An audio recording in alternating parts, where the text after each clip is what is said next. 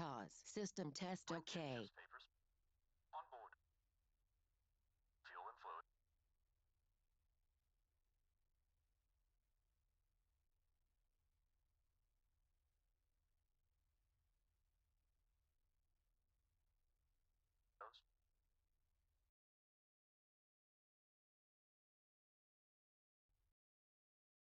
Checked. Doors and hatches.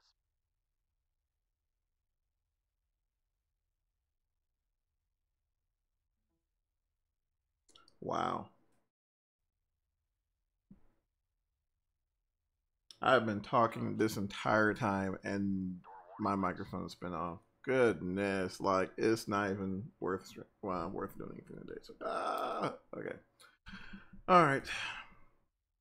Rant over. But yeah, like I said before, I've been talking for like 10 minutes, so I'm going to just recap real quick. But yeah, guys, sorry about earlier. I have no idea what happened this morning. One, I had a meeting I totally forgot I needed to go to, and then my YouTube just completely exploded on me. So we're gonna try this again. So all right. So at this point we're already loaded up. Got cargo stuff loaded up. Got the little ground cart, if you want to call it that, down there. So we're all hooked up and ready to go. I'll go ahead and fire up number 3. That's done. That's done. That's done. All right, cool. 3, 6, 9, 12.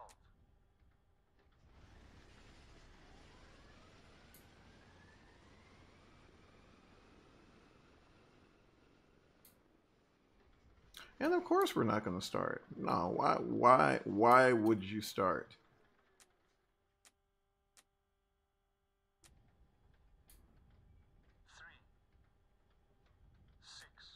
Oops.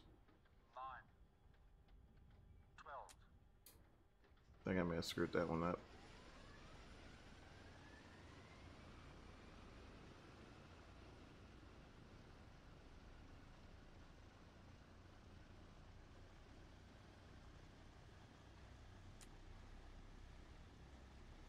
Or not. Seems like it's working. Okay.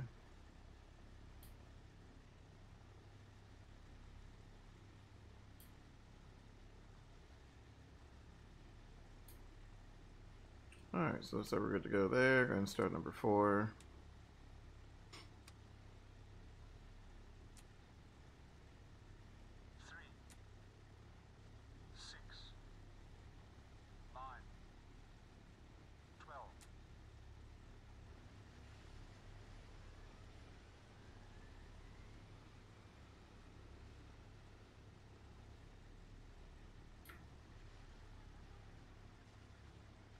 No, we're not gonna act right today.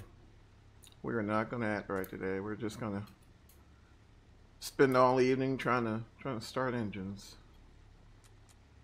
Oops. Alright, try it one more time. 3, 6, 9, 12. Alright, try that, see if it lights up.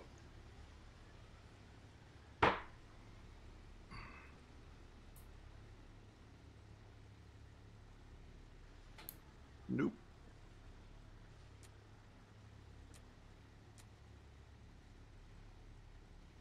Alright, give her a minute.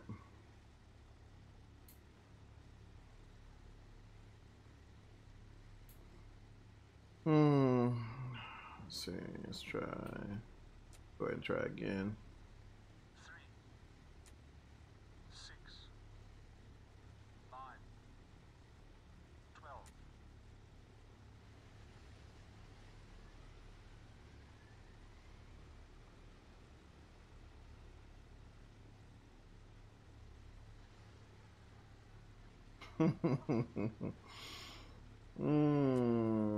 Awesome, awesome, awesome, awesome.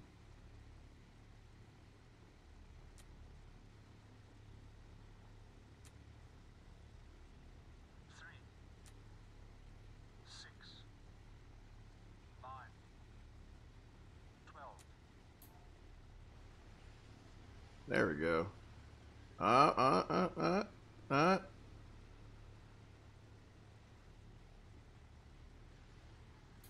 Nothing. Okay.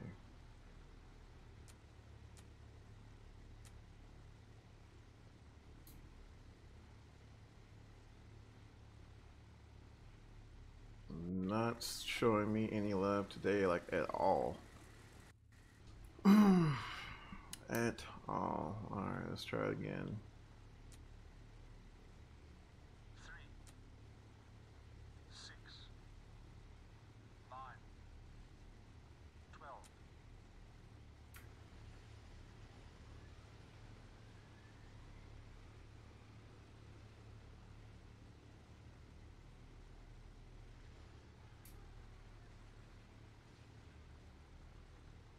And it just dawned on me what the heck I didn't do. It totally just dawned on me. Alright, now let's try it again. 3, 6, 9, 12. There we go. Now the bloody thing is going to freaking start up and we can move the heck on. Oop, I ain't do that now. Go ahead and get the idle back up. There she goes.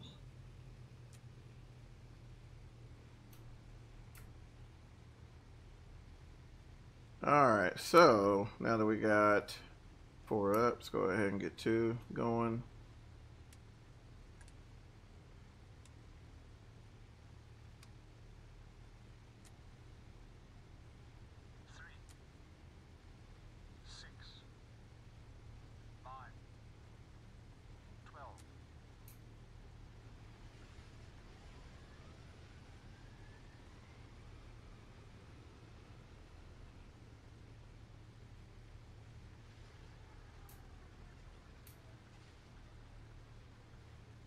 Okay, no biggie. Go ahead and run that one more time. 3, 6, 9, 12.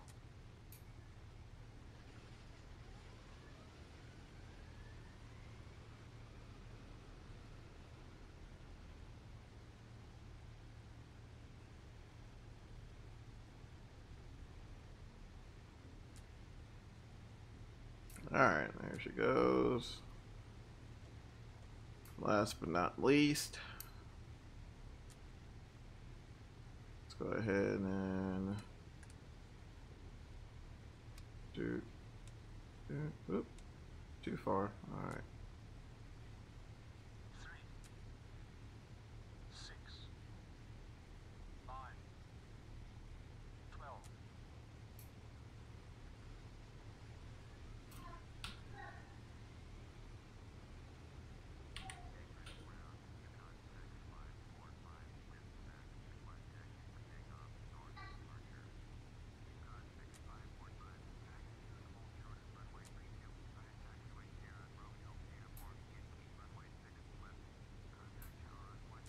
Alright.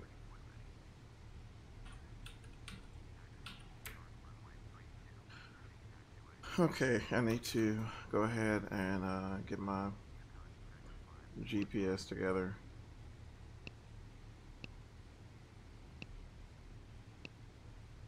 I swear I'm having like one of those freaking days. Activate.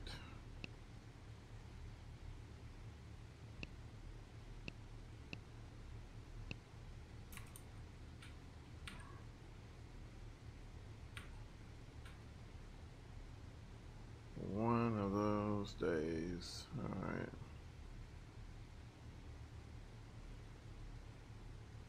Okie dokie. Bring the idle up a little bit.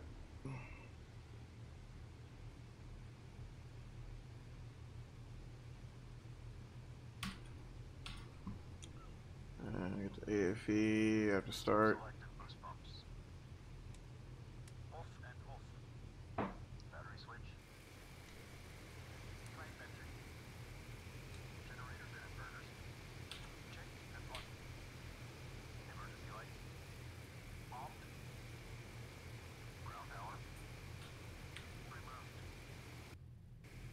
Start checks complete.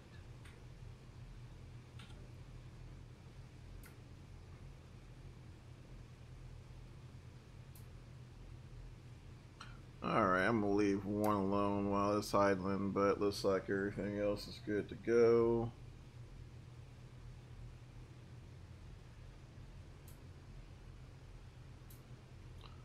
Alright, looks like we're ready to go, so get my stuff together. And a little quick brake check.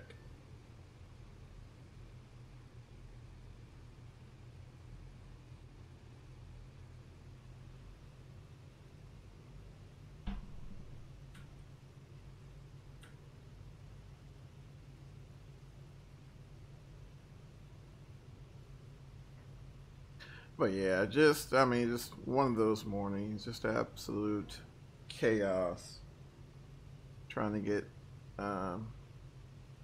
stuff going, and I come back and I get this second attempt going and get it started up, and I'm talking and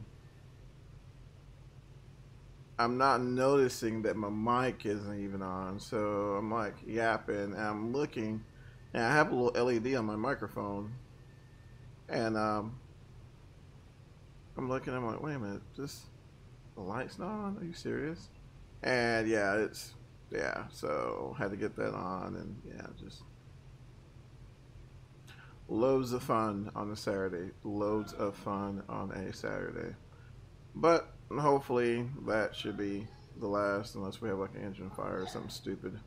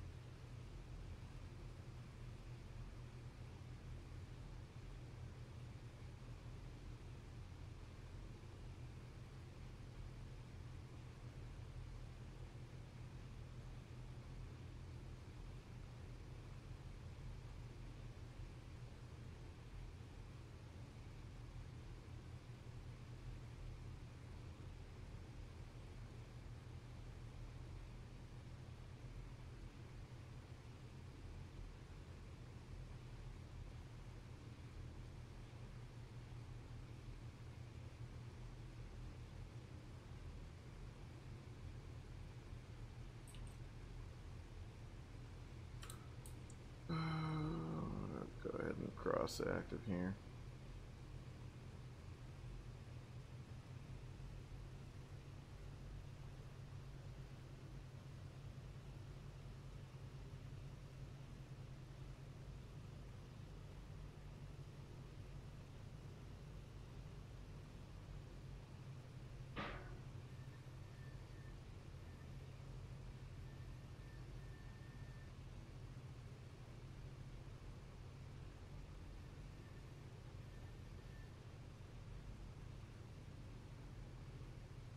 I feel like I'm driving a truck.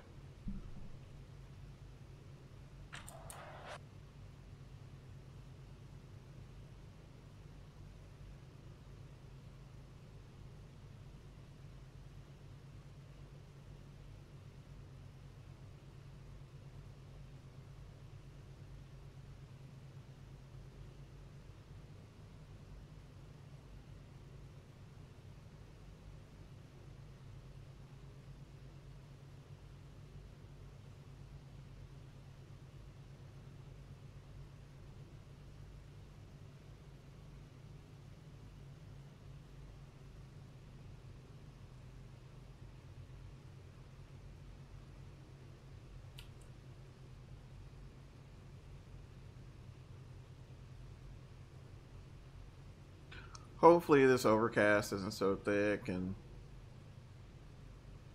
not as bad as it was this morning. I know this morning it was pretty thick. I waited until like 8,000 feet until we cleared the layer.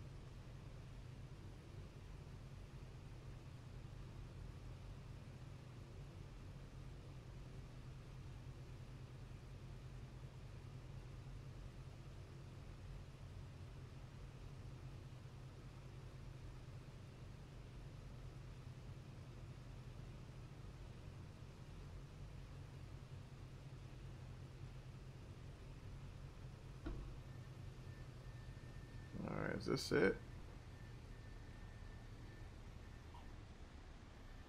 Heck, I didn't even listen to the freaking clearance. Let me actually hold short runway 32.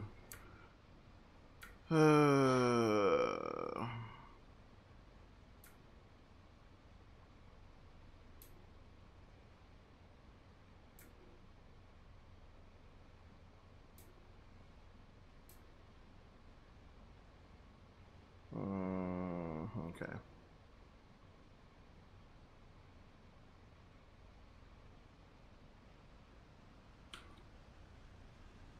Actually, before we do that, we'll go ahead and do the before takeoff real quick. I know this process is pretty quick, but I don't know how quick it is.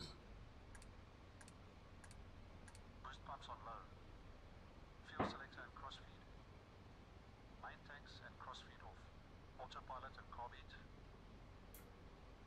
Off and cold. Hydraulic system. Down, forward, pressure and quantity checked. Okay. Flaps 20.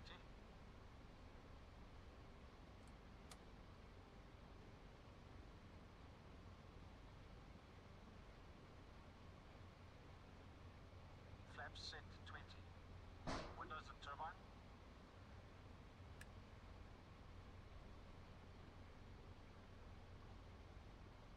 Closed and on.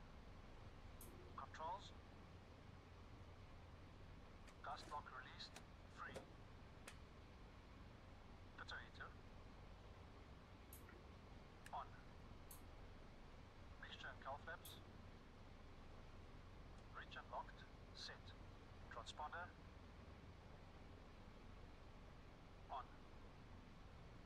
Landing lights.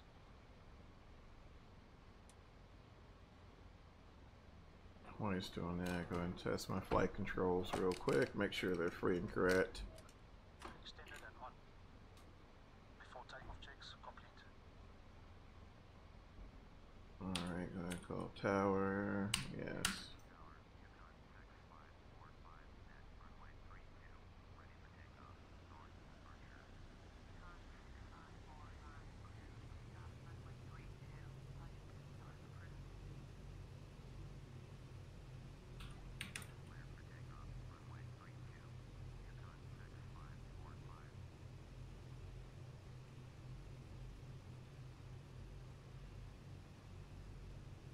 One more time. So let's knock on wood for no engine fires, wings falling off, or nothing stupid like that. Computer exploding, or nothing like that. Should be a fairly uneventful flight. That's the plan, at least. Uneventful flight.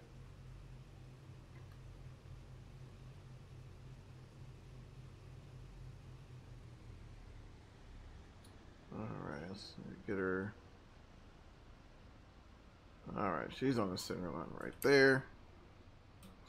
FE, let's go. 30 inches stabilize. 30 inches stabilize.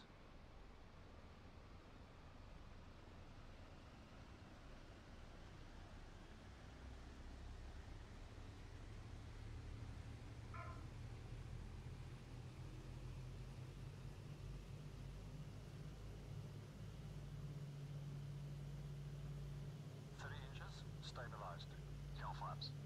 Cal flaps. Cal flaps set. Full power, please. Going full power.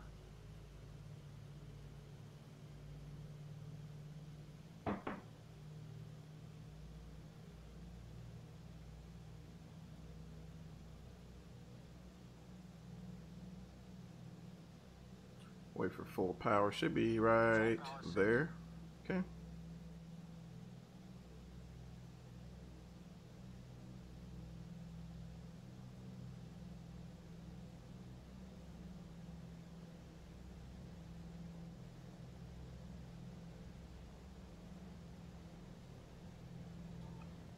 All right, 80 knots.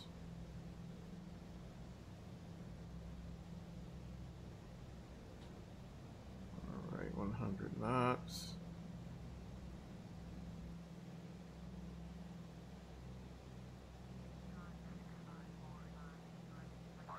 Gear up. Gear selected up.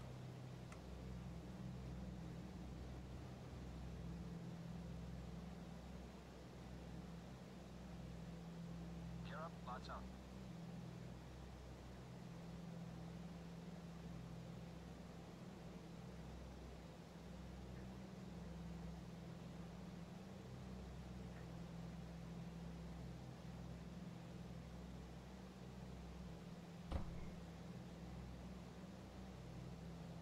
All right, what's our track? 330.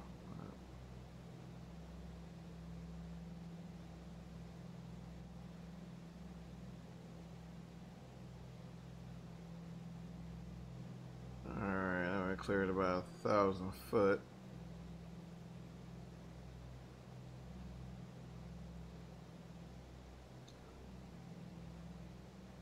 Go ahead and start pitching for clown speed. I'm gonna do 150 this time. That should give us a little more rate.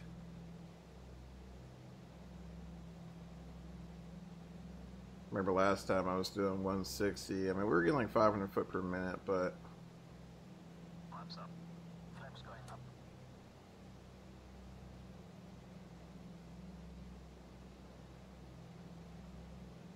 alright. Power. Setting meter power, 48 inches, 2600 RPM.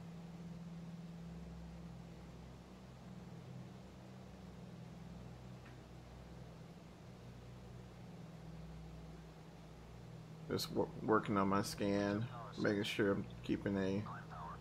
Setting climb good power. consistent scan.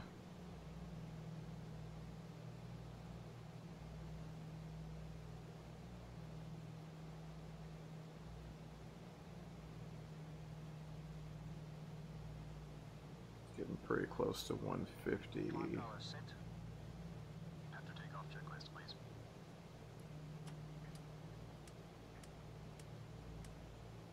After takeoff checks complete.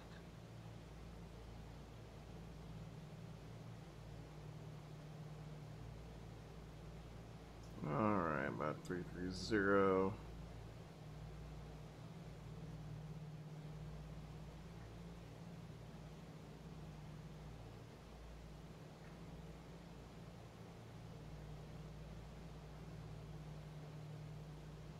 Pitching for 150.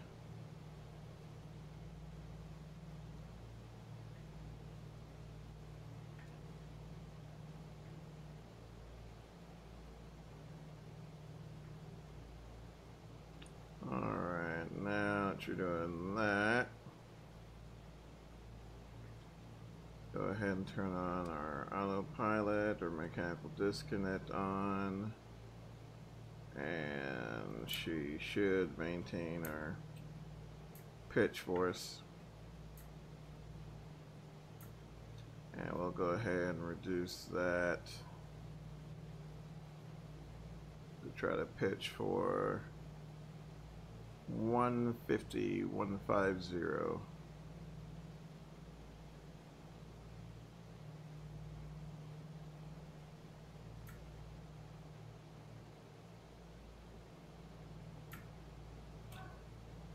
Doing that.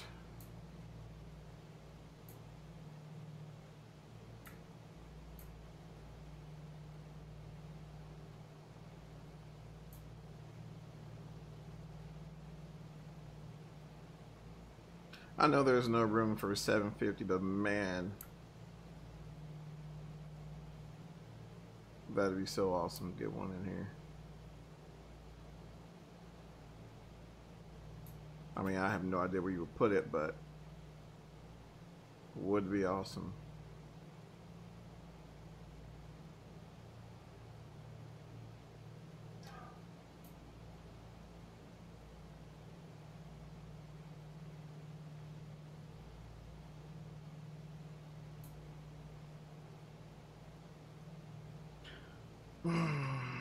I'm just pitching until we catch 150. Then once we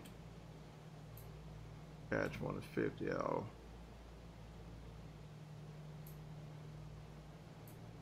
shallow it out.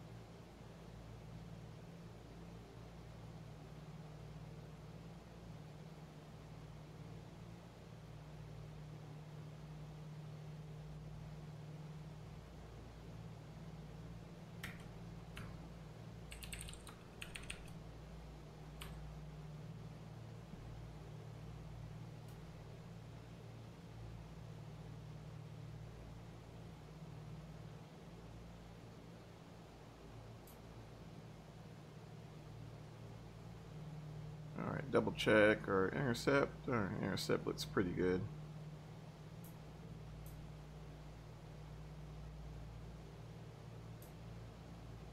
Let's see. Looks like she's holding 150. Might crank the nose up just a wee bit.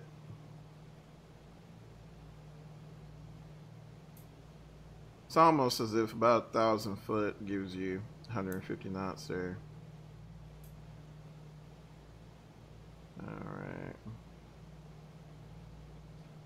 I'm gonna see if she'll. Nope. Nope. Did I break it? I think I broke it.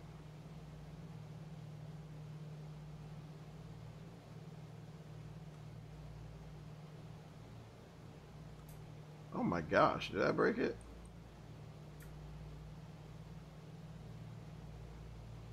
Or is it not trimmed out? No, I mean, the airplane's in trim.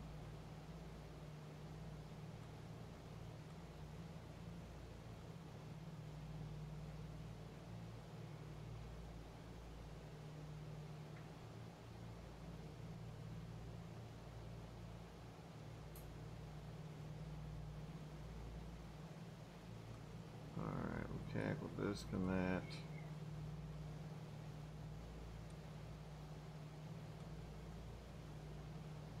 This thing will not engage at all.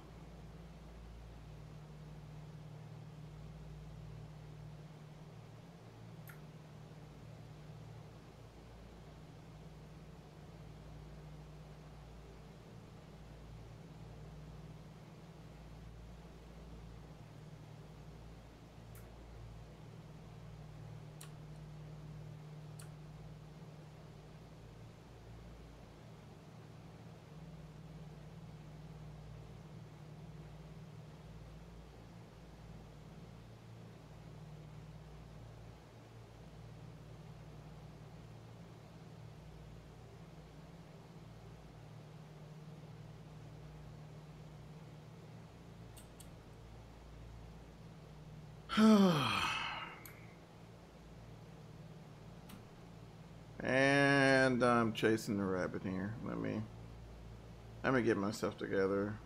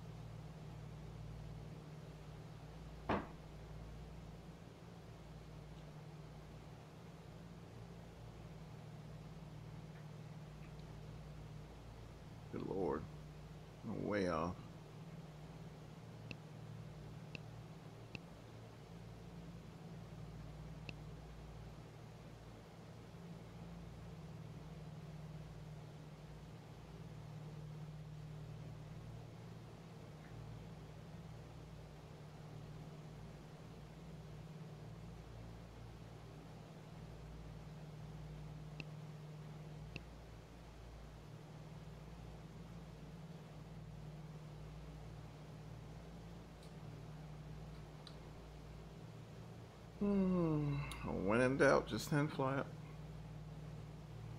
Not exactly sure why the thing disconnected. I mean, I just flipped it to the localizer, which, being that the GPS was in GPS mode instead of VLOC, it should have just, I'm assuming, captured the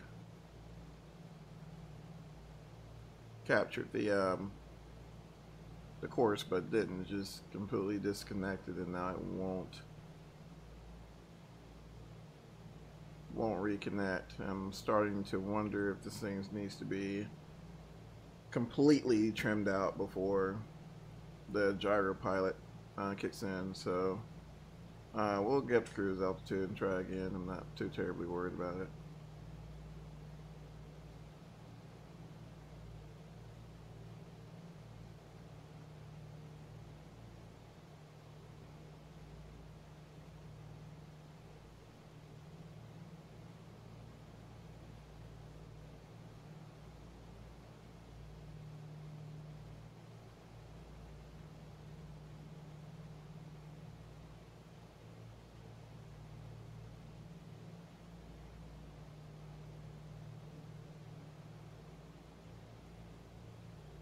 I think the bearing was like 288 or something like that.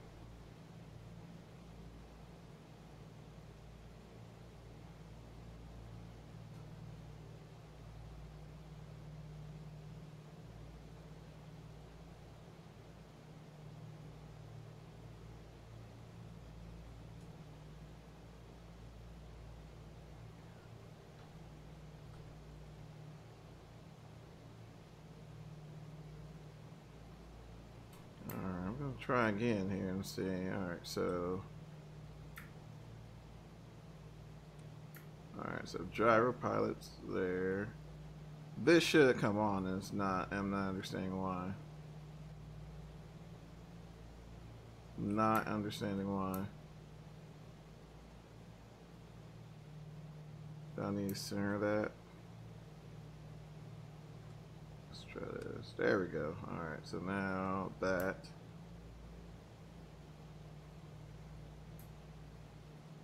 Okay.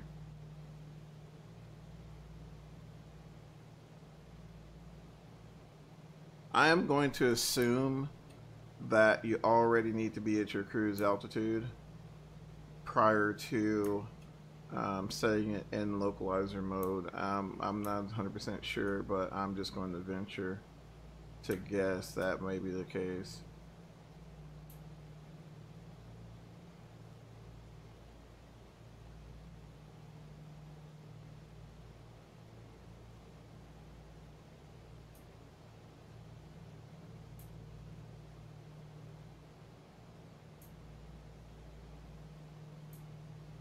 And we'll go ahead and do 12,500. That should be fine.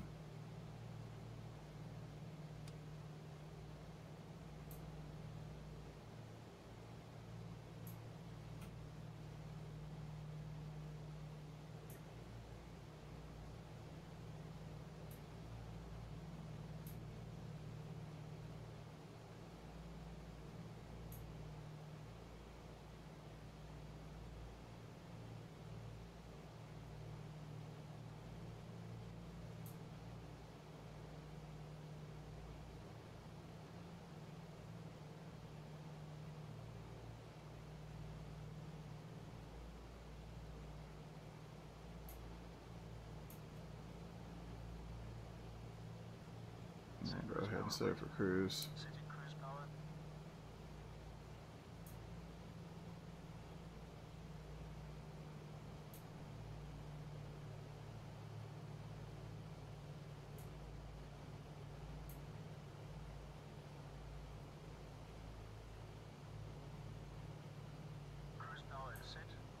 Alright, so GPS is there, so yep, that's what needs to happen. So like I said, I believe you got to be at cruise altitude, trimmed up, gyro pilot on, disconnect up, altitude hold, and flipper to localizer, and she should track the course at that point. So we'll learn something new every day, I suppose. All right, let's go ahead and yes, 12,000. Oh, I don't like that. We're shooting for 12.5, so let's see if we can disengage that.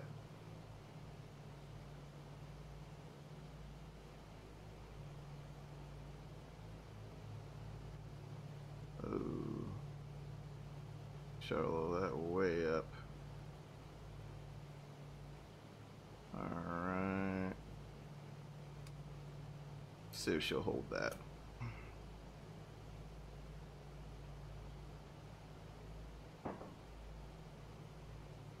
Maybe.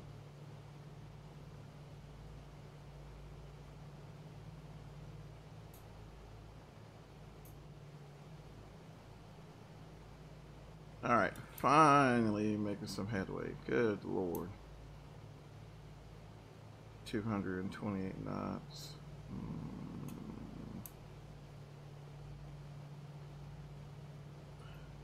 Not the best, but I'll take it.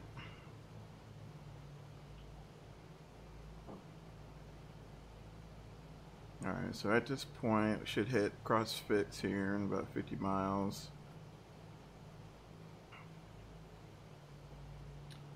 Yeah, CrossFITZ. 50 miles. Then, I think that's McGregor or something stupid. McGregor. Then Anvik. Should be right off the Yukon River. I don't foresee us having much difficulty locating it once we get close. Excuse me.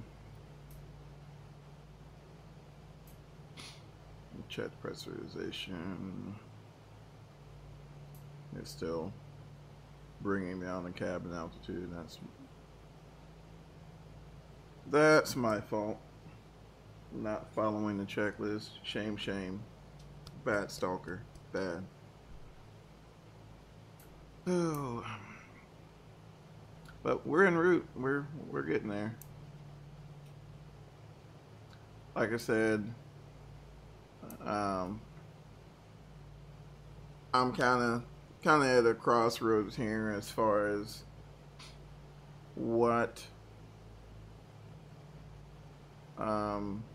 far as aircraft now. I mean, heck, we don't have too many options for general aviation other than Coronado. I mean, that's, you know, we got A2A, but I don't know. I'm looking more towards, I mean, the Cessna 172 and 182, as great as they are, both of those I have quite a few hours in them.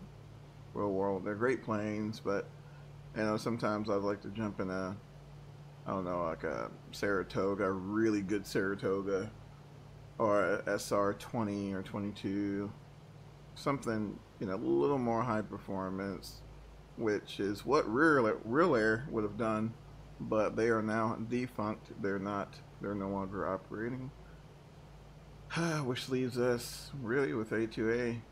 And I mean, they put out some fantastic products and they're all good, but I think the 182 and the 170 are probably the more current as far as I guess model year. They seem to be the most current, but they tend to kind of stay toward the more vintage side. I mean, there's still a bunch of Comanche flying and Cherokees and all that, but yeah, it's like the Piper's 172. So I don't know. CRJ, it's getting there, but it's not quite there. So it seems like the more I fly it, the more issues I found, and then it seems to be the seems to have been what's been going on here lately. It seems like the more people have been flying it, the more issues that come up, which, you know, of course they're fixing them, and that's great. It's just, as of right now, you know, I mean, if you're looking to do much more than get from point A to point B, then it's probably worth flying something else right now until Airsoft gets a handle on things and finally gets a freaking stable release of the CRJ. So we just got to be patient, wait for the software to mature. Like I said, TFDI is 717, is doing pretty good. They look to be getting close to finally having a mature product. Heck, who else is there? Oh, Level D. Apparently, their 757's been just now hit beta, which I mean, as far as I'm concerned, I mean, you might as well. I mean, you could possibly say it could be, you know, next year. You know, depending. I don't know how long their beta process is. Hopefully, it's long enough to catch all of the issues and the little nuances that only hours and hours of usage would reveal. And I think that's what kind of bit Aerosoft in the butt. I don't know their beta process, but I'm willing to venture off and say that they were under a lot of pressure. They got a bunch of people to beta test the thing. Honestly, I feel that some people probably didn't want to beta test it. They just, you know, volunteered for the beta just so they can get their hands on it, and didn't really provide any good feedback to Hans to make the fixes that we're fixing now. And I'm about 100% sure that's what happened. I digress. I say 100%. I'm about 80% sure. I'm sorry, 80% sure that's probably what happened. So now you got a bunch of people on the forums are catching all these issues that probably should have been caught during the beta. It's not Aerosoft. I don't blame Aerosoft I mostly blame the beta testers for not taking their position seriously, and that's not to encompass all of the beta testers, because they, looking through the preview forums, you know, you hear tons of feedback from a couple of beta testers that were on the CRJ program, and that's great. But, you know, 1 or 2 or even 3 beta testers, those are 3 variations of hardware configurations that, you know, that doesn't represent nearly the volume of possible hardware configurations there could be. And that's ultimately what it boils down to. That's ultimately what beta testing boils down to, is testing the software on as many variations of hardware configurations you can possibly test them on. And by, you know, a select few only participating fully instead of, you know, instead of everyone, then, you know, of course the final release suffers. So I think that's kind of where we're at with the whole Aerosoft deal. And I mean, like I said, ladies and gentlemen, I mean, that's purely my opinion, which probably isn't worth much, but I've noticed in the, you know, 10 plus years in flight simulation, it seems like the longer piece of software is in beta, the better off the software is. Now, it's not, you know, I'm not going to sit here and tell you that, you know, the PMDGs, whatever comes out and it's bug free. Heck no, far from it. But, you know, we're not having situations like, you know, a font is missing, or a huge portion of the aircraft software is missing. Things like that. You know, normally it's, you know, a bug here, optimization there. Sure, cool. I'm great with that. But, you know, and honestly, you know, I kind of blame, you know, us as the, you know, as the masses. You know, you go and look at the preview forums, and, you know, they're like, you know, when's it gonna be out, when's it gonna be out, when's it gonna be out. Which, I mean, I agree. Yeah, it's been 8 years, and, you know, a lot of people chalked it up as vaporware, but, you know, I think that kind of played a part in it too. So, but, you know, nevertheless, you know, give them a little bit, and they'll they'll get stuff lined out, and we'll have many more options in P3D version 4. I mean, that's the DC-6 is a great airplane. I love it, but you know, it's kind of like, you know, somebody liking a certain food or something, but you have to be in the mood for it in order to eat it. You know, I'm kind of the same way with the DC-6. It's like, it's great, you know, it's an awesome airplane. It's a great tribute to, you know, the good old DC-6. It's great, you know, love it. But like I said, you know, I can only handle so much. You know, I mean, she's a handful. She's a handful. It is work to get this thing in the air, and you know, we're not even talking not using the automated flight engineer. We're not even talking about that. So you know, Lord help you, you know, managing all this, you know, by yourself as one person. I mean, it's done. I'm sure, you know, guys who have spent a heck of a lot more hours in this thing than I have do it on the regular, but you know, I mean, it's some work. So it's kind of nice to jump in. I know people have been going back to general aviation. I know people have been porting over Real Air's Turbine Duke that was originally released for FFITZ. In case you guys aren't familiar, Real Air, they were a huge player in the general aviation market for Flight Sim 10, and honestly, I think they just got tired of it. You know, I mean, I'm sure these guys don't make Google money or Microsoft money, and I mean, they just got tired of it. You know what, we're done. I mean, I think they're still a part of the community. I don't think they left Flight Sim as a whole. They're just not developing for Flight Sim anymore, which, you know, cool. I get it. So that left a huge gaping hole in the market. So when version 4 rolled around, you know, everybody's like, so like, what about the Duke? I mean, what's gonna happen to the Duke? And apparently, I think if you just change, I think if you point the installer to your version 4 installation and roll it that way, I think it works, from what I've been reading on the forums. And I've yet to try it now.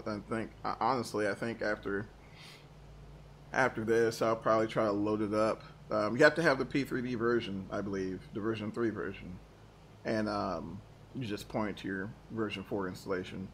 So I'm gonna give that a shot and see if it works.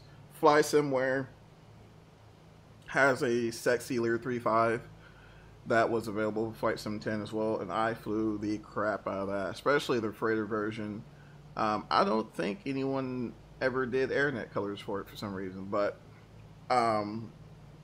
awesome aircraft. And I believe the model and everything else is ready, but apparently some DLLs were made by a third party, and they I guess, you know, they're just working on that particular developer's time frame, which from what they said on the forums could be months. So people are flying the Lear 3.5 in version 4 right now, but I think something with the sounds or something that doesn't work on it or something like that. But honestly, I'm probably going to end up waiting until it's fully brought over and functioning in version 4. And they also have a really nice MU2 as well that's probably going to be on the back burner until they get their DLL issues resolved or whatnot. So yeah, I mean, it's, you know, I can't really blame a lot of people for keeping their FSX installations, because not everything is brought over.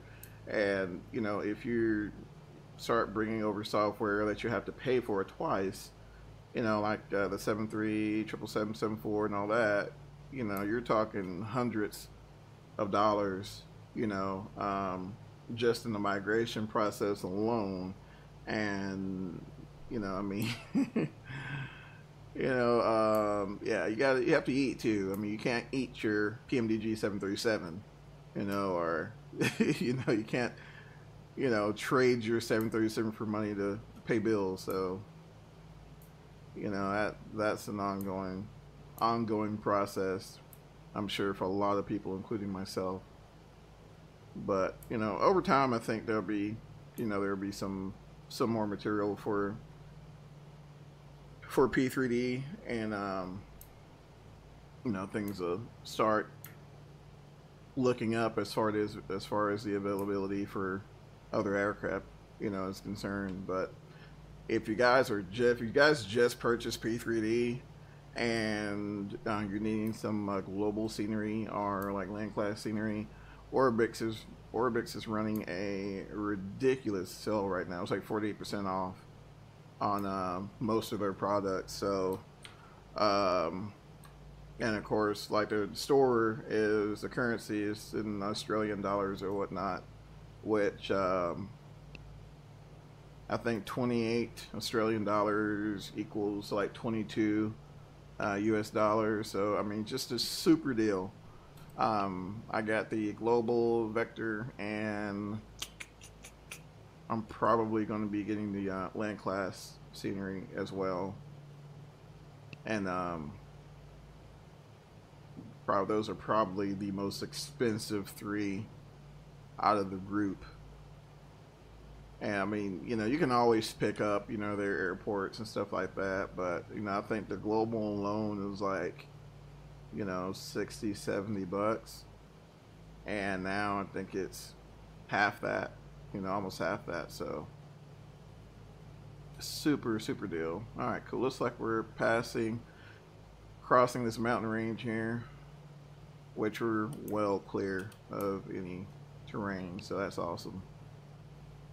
And we'll pass Wynor and hit MCG and on into Anvik. So it's actually not as bad as I figured it'd be. You know, you assume like, oh, these pistons are, you know, they'll crawl their way on, you know, crawl their way or whatever. But you know, actually it's pretty quick. I mean, we're getting about 245 knots right now. So I mean, it's not all that slow. I mean, actually that beats the Saab in cruise, you know. So, and I think the range on this thing was like 4,000 nautical miles. So I mean, I'm not gonna lie, that's a long freaking flight, you know, long freaking flight running 4,000 miles in the bloody thing. But you know, if you're doing 500 mile, I mean, shoot, even 1,000 miles, I mean, you'll get there in decent time. I mean, I just wouldn't be, unless it's some special occasion, I just wouldn't be trying to run any transatlantic crossings in the thing. But some people said this is a port over, but you know, I mean, it looks pretty good for being an X-plane for, you know, maybe what, a little less than a year, a little more than a year, somewhere around there, give or take. And I mean, it still looks good. Now, I personally would love to see a DC-3 in this quality come to P3D, or a C-47. I think Just Flight did do a C-47 for P3D, but immediately a lot of old C-47 drivers jumped on there and it's like, oh, this is garbage and blah blah blah blah blah. If you guys read the Just Flight's forums, I mean, they are just dragging the 47 in the mud. And, I guess Aeroplane having screwed up something on the airfoil and it flies like dog poop. And they're definitely letting them know. So hopefully, I mean, if they release a fix for it, then I mean, I'll be game to grab it. I mean, if we can get a C-47 or a DC-3 in here, and then, you know, we already have the Beaver, the DHC-2 Beaver, you know, from Milviz. So I mean, that's a decent bush fleet right there. You know, I mean, you'll be tied up for, you know, for months running freight hulls in it, in them. So I mean, as far as the bush fleet, I'm cool with that. You know, just we got to get our RJ fleet together. We got to get our RJ fleet together. We got to see RJ. You know, it's released. It's not 100% yet, but it'll get there. And we really need a 135, 145, an updated 135, 145, 170. And I say this all the freaking time because, you know, it's such a popular model, especially the 175s are now. You see them around all the time. and I think JetBlue is running the what 190s or 195s or something like that. Like they're going out of style. So yeah, we definitely need some good next generation E-series airplanes in the mix. And then, you know, I don't know if you guys have been watching the news lately, but Delta flew their brand spanking new C-series, Bombardier C-series jet into Atlanta. So it looks pretty good, I'm not gonna lie. But I mean, I don't know who would even think about taking that on. I mean, just that it seems like the newer the model, the more difficult it is to develop for it. Not so much as the modeling or, you know, the flight dynamics, things like that, but just all the bloody avionics. I mean, we're not talking, you know, just regular steam gauges. You're talking like touchscreen interfaces, you know, just all this, you know, electronic wizardry in the background. Then, you know, we're, you know, let's not even include the fly-by-wire. I mean, you know, that's why I give who is it that did the A320? FS Labs, like FS Labs and PMDG. I mean, I honestly give those guys props for even trying to develop, you know, get the fly-by-wire technology brought into the flight sim world. Of course, I'm sure it's not like 100%, you know, true to life, but yeah, hats off to them, because yeah, that's yeah, that's crazy. And then, you know, for the price point, you know, it's not like a level D sim, but at the same time, you know, it's pretty sure they put quite a few hours in it. So that's crazy. I mean, all in all, like I said, she's not bad. She's not bad. Like I said, if you're in the mood for an old school prop liner, I think this would definitely fit the bill for you. Did, you know, they even threw a little bit of technology in there, not much, but, you know, a little bit of technology in there. And like I said, right now, to engage the autopilot, it's kind of weird, you know. I mean, yeah, the prop liner is old school, hand flying, that's great, but I mean, every now and then you want to take your hands off the controls. So, you know, you flip your gyro pilot on, then you flip the mechanical autopilot disconnect on, and at that point it'll hold heading and pitch. And then if you need to adjust your pitch, you just roll these little wheels right here. These two wheels here are connected, so you just roll those there. You can adjust your pitch. And if you need to change your heading, there's no heading bug on your directional gyro or anything like that. So you'll just use this little turn knob here, which, if you think, you know, there's a lot of aircraft that has the turn knob, like, you know, the Saab and Saab, the Q400 and all those. So, but they also have a heading mode, which makes life a lot easier. But it does have autopilot. And like I said, you make sure your GPS is in the GPS mode right there, and make sure your level at your cruising altitude, trimmed out, and somewhat on your course here, your GPS course.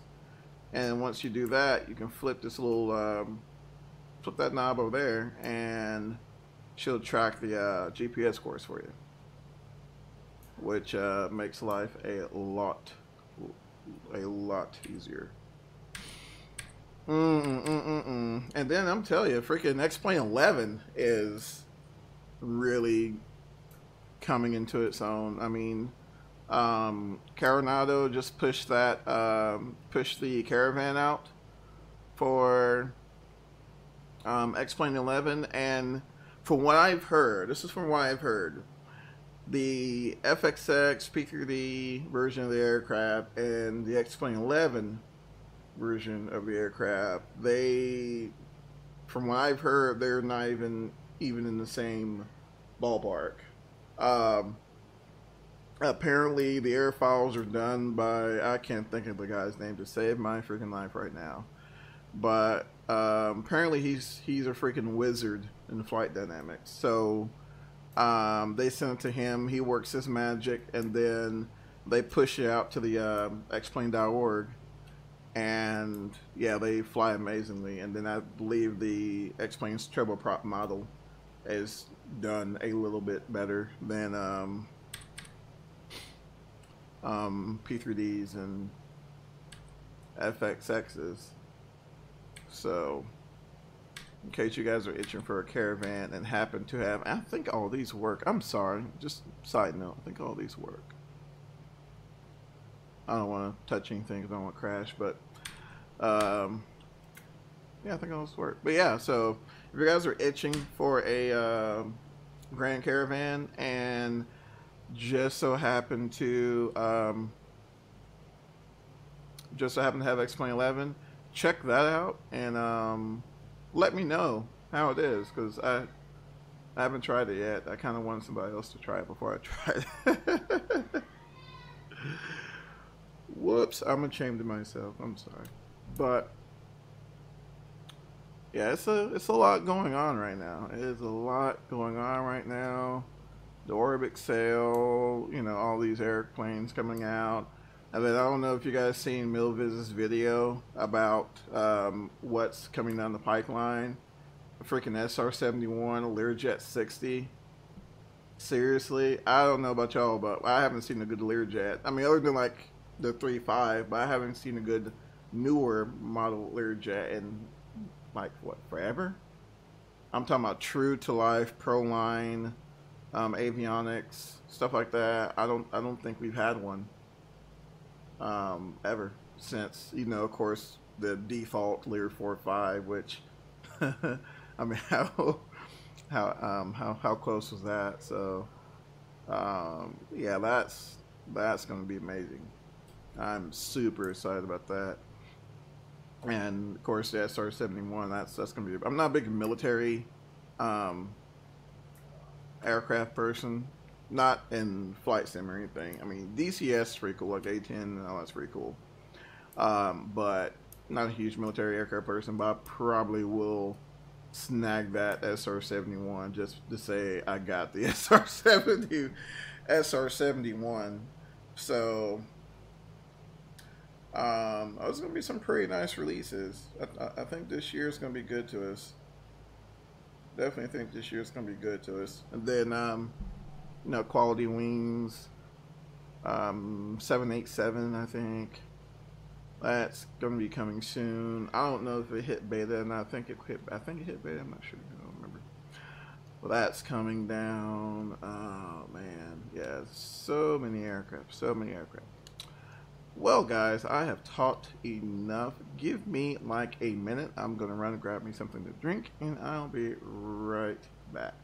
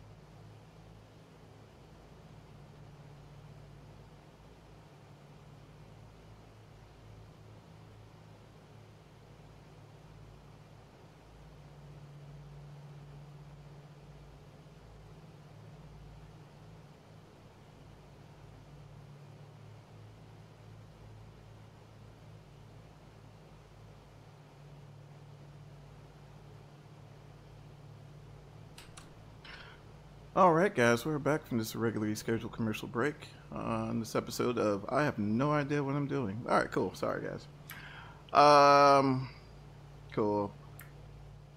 Well, I take that back. We semi know what we're doing. We got the this little PMDG introduction here, 2 tutorials.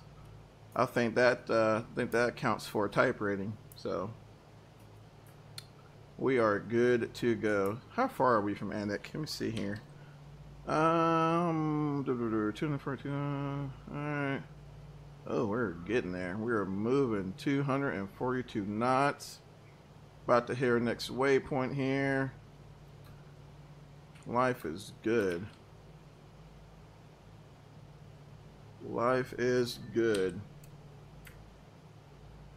But I will say, as much as I love older aircraft, I'm pretty sure that, and this is just me being weird, but I don't know if you guys have been inside vintage aircraft at air shows. I know here in Texas we have the commemorative Air Force, and I went down there, and you know, you walk into some of these airplanes, and then you know the initial shock of like, oh my gosh, I'm in a World War II airplane, and you know you're all kind of shocked, and then you kind of get this weird smell of just, you know, wow, it kind of smells weird. I don't know, just you get this weird smell. I'm not talking about the avgas or anything like that, but you just get this like weird smell from, I don't know, I guess the hundreds of butts that have sat in the seats, and I don't know. Just me being weird. But I've yet to see a DC-6. I've seen a DC-3. TBM. Is it TBM? No, it's not TBM. Oh man, I can't think of that bomber now. Hold on, I gotta see. Now I have to look it up. Commemorative. Let's see here. Let's see. P51. That was awesome. And I also realized that the P51 was originally made for small people. So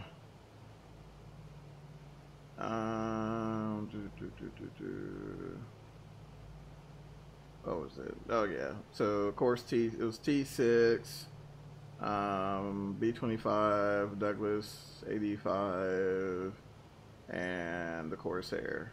The Corsair is pretty cool, but you know they all have that vintage, and like just I don't know, it's just weird. It's that vintage look, vintage smell.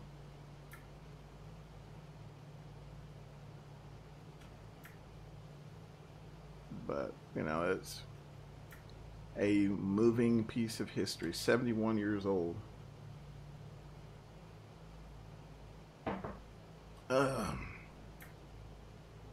71 years old. That's crazy. But I mean, when you think about it, though, I mean, the technology built into this machine for the time was, you know, that was it. That was like the bee's knees. I mean, you know, then I think, what was it? They were using weather ships for transatlantic crossings, and then inertial guidance, and then, you know, LORAN and GPS kind of slid in there. Although I'm sure they were using GPS a little earlier than civilian aviation industry was, but you know, that kind of dived in there, and I mean, it was ahead of his time back in the day and freaking bulletproof. And there's another prop liner that's still the P3 Orion. What was it? Oh, the Lockheed, that P3 Orion, which is the Lockheed L-188.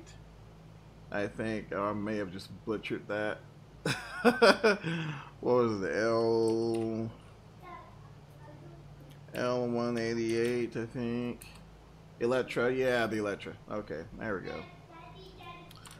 And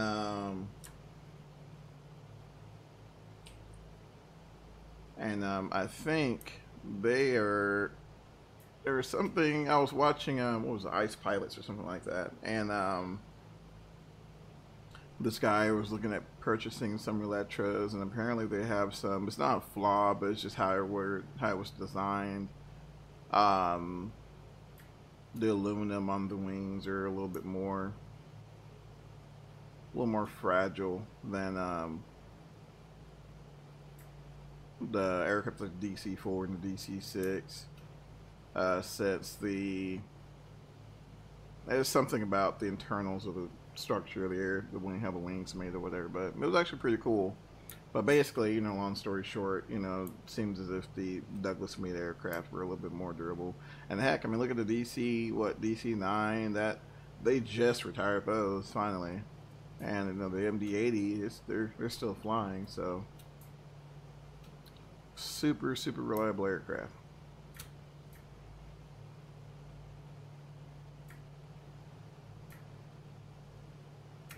Let's see, let's check our fuel burns. We're burning 600 pounds per hour each engine. And our fuel, a little less than 15 there, 1,000, a little less than 15. Would be kind of nice to learn how fuel is moved throughout this thing. I think right now the automatic flight engineer, or whatever the heck his name is handling it. So we don't have to, but would be kind of cool.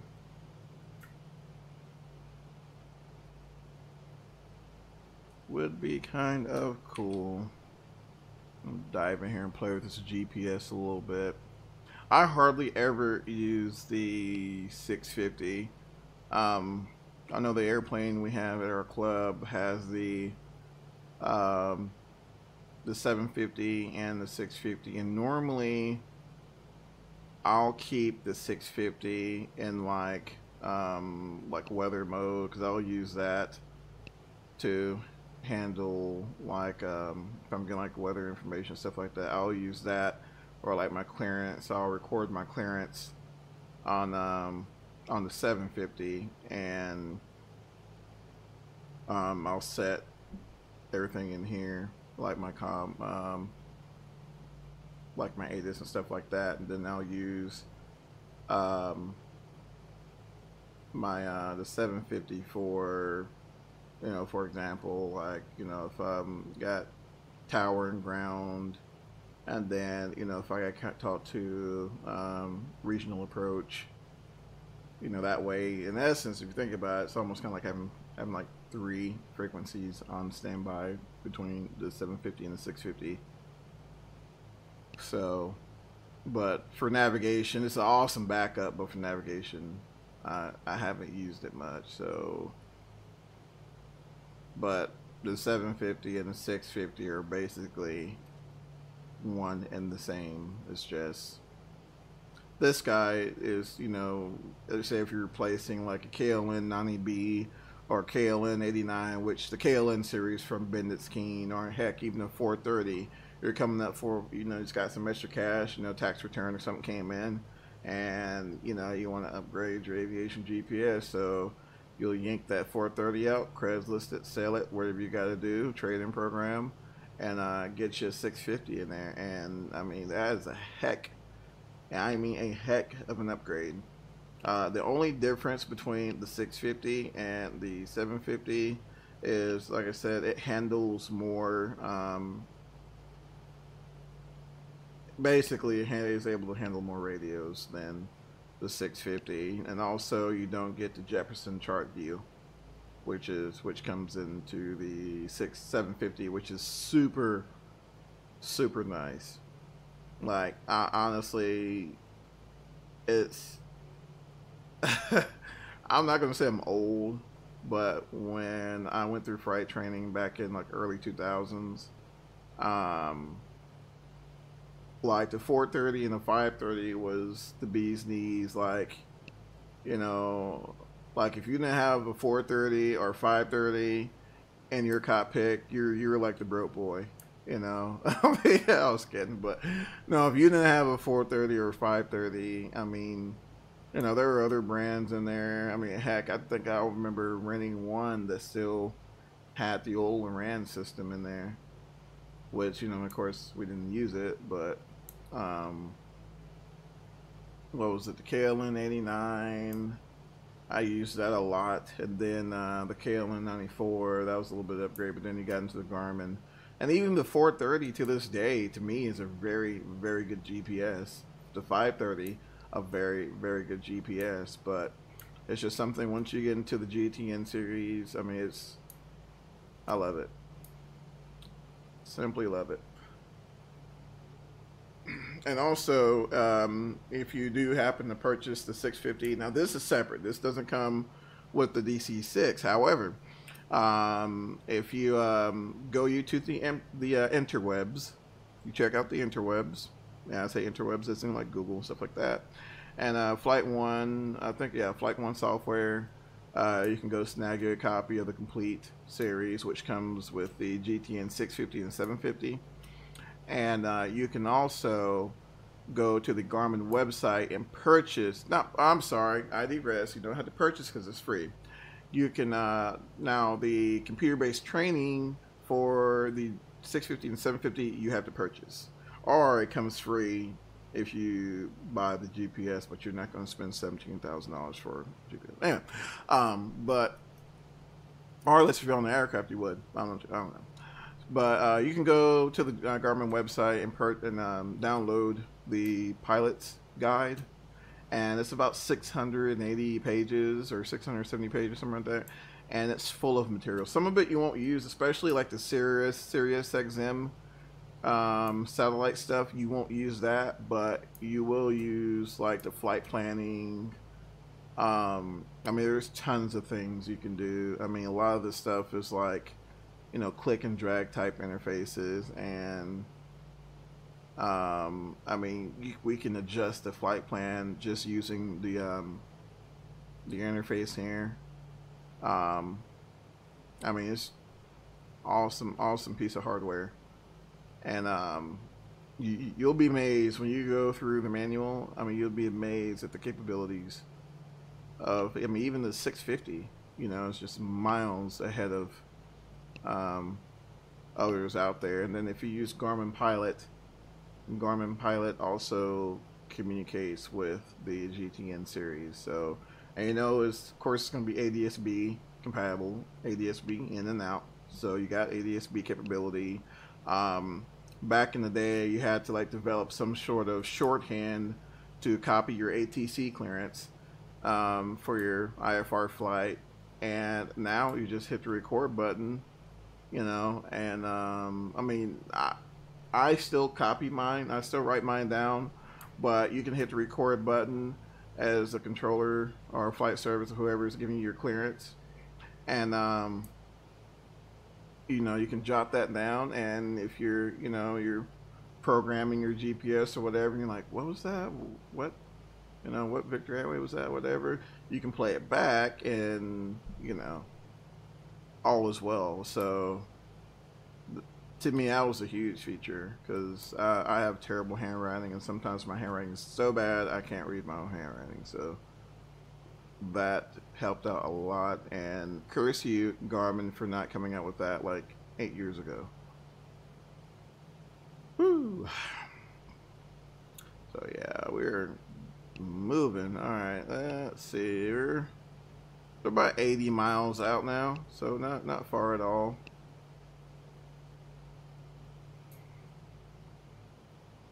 Not far at all. And like I said on the previous stream that blew up on me, I really need to get some mesh scenery. Now that I hardly ever go down to fly up to Alaska for flight sim, and I really need to get some mesh scenery, because I'm pretty sure that this looks a whole lot more dramatic than what I'm getting here. So I think there's some free mesh scenery out there, like Free Mesh HD or something weird up there. I have to Google it and see if I can find it again.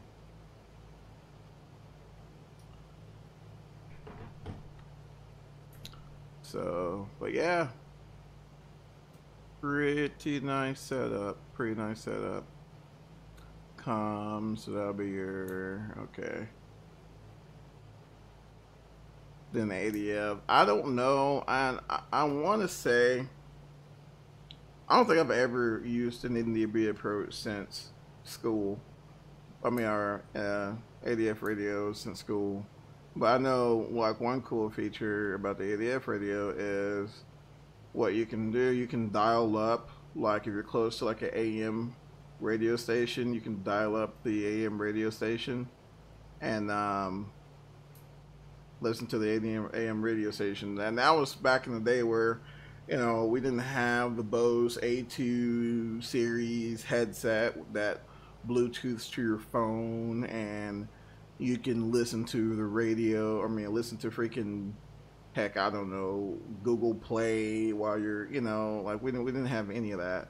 So like my only means of, you know, if I'm doing like a solo cross country or something like that, like our only means of entertainment was like finding like an AM station or something. For me, I mean, I think, you know, I say back then, I'm talking about like the 50s or 60s. This was back in like early 2000s. And I think the technology was there, especially like a lot of your more advanced intercom systems. Because I think at the time the G1000 series was like just coming out.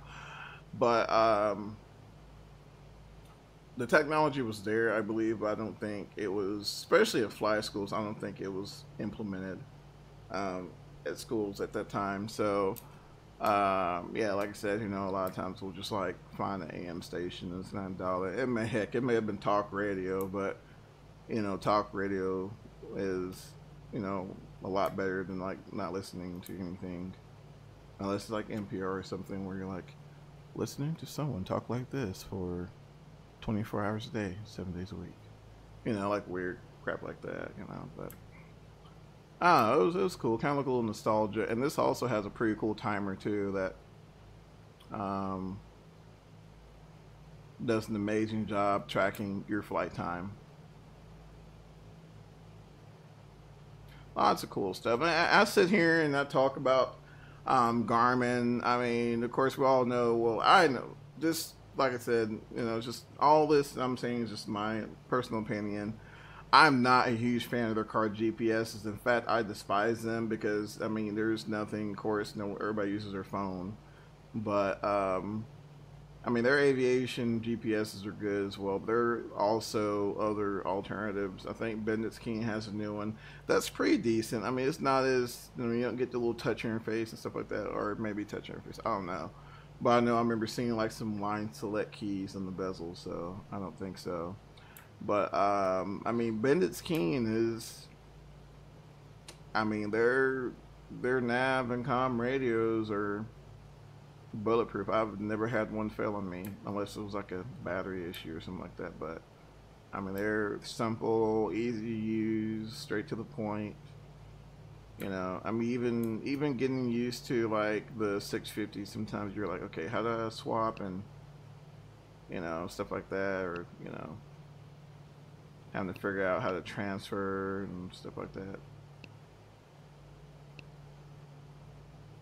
But it's pretty cool.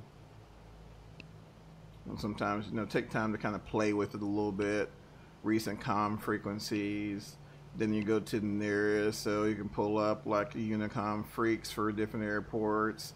If there's an airport that's like, if it's Class D or something during the day, you can pull this up and get like your flight, like their tower, ground. This one here, it just has multi-common flight service station there. I mean, it's just awesome. It's just, I mean, it's awesome. And I believe this also includes center. So basically it takes all of the comm frequencies that you will need and puts them in here as well. So, you know, if we had to go back to Anchorage or something like that. But since we're heading to Anvik or Anvik, whatever you want to call it, there's your AWOS. And which actually, once we get about 50 some odd miles away, we should be able to dial that in there and pick up weather. So we'll be doing that here shortly. Yeah, we're about 80 about 80 miles or so out, so not far at all. Cruising in about about 200 knots there, 215, 220, somewhere around there.